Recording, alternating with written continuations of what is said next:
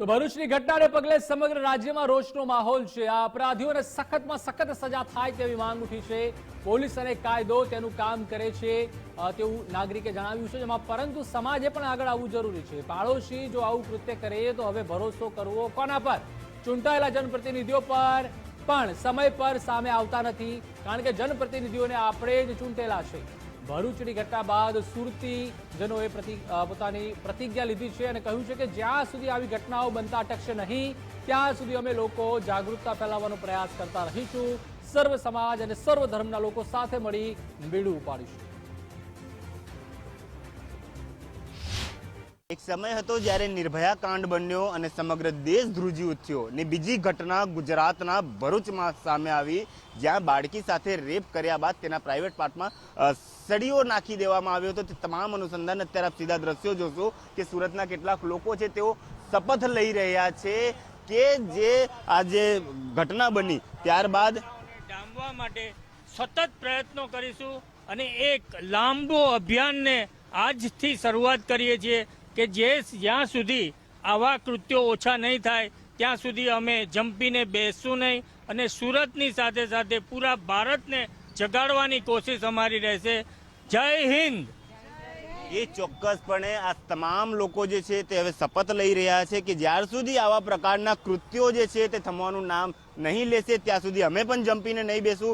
સર્વ સમાજ સર્વ જ્ઞાતિના લોકો સાથે અમે ચર્ચા વિચારણા કરી અને કઈ રીતે આ જે દૂષણ છે તે થોપશે તે માટેની તમામ પ્રક્રિયા હાથ ધરાશે।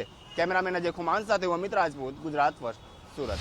આ ખૂબ જ ક્રૂર કૃત્ય છે અને સમાજની દરેક વ્યક્તિ ખરેખર રોષમાં છે અને આને કેવી રીતે આપણે રોકી શક્યા તે વિશે ચર્ચાઓ કરે છે, પરંતુ આપણે આપણા બધા પ્રયત્નો થકી પણ હજુ પણ કંઈ કરી શક્યા નથી। અને 2005માં જ્યારે આપણે ત્યાં 18,000ની આજુબાજુ બળાત્કારો થઈ રહ્યા હતા, એ આજે આટલા પ્રયત્નો પછી વધીને 32,000 જેવા દર વર્ષે બળાત્કાર થઈ રહ્યા છે। તો શું આપણે જાગૃત થયા છીએ? કહેવાતું હોય છે કે પાડોશી છે તે પહેલો આપણો સગો હોય છે, તો શું આવા પાડોશી હોય કે જે દીકરીના જે આખી પીખી નાખેલી છે, દીકરી જીવે છે, દીકરી સિરિયસ છે, તો આની જવાબદારી કોની?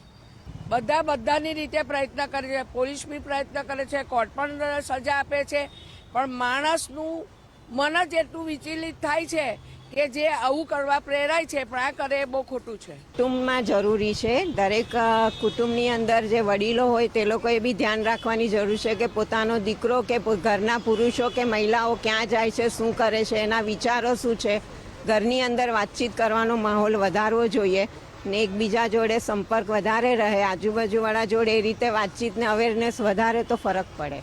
આપણે સેલ્ફ ડિફેન્સ પણ મતલબ એવા કોર્સિસ પણ કરવા જોઈએ અને કાયદા બહુ જ કડક હોવા જોઈએ।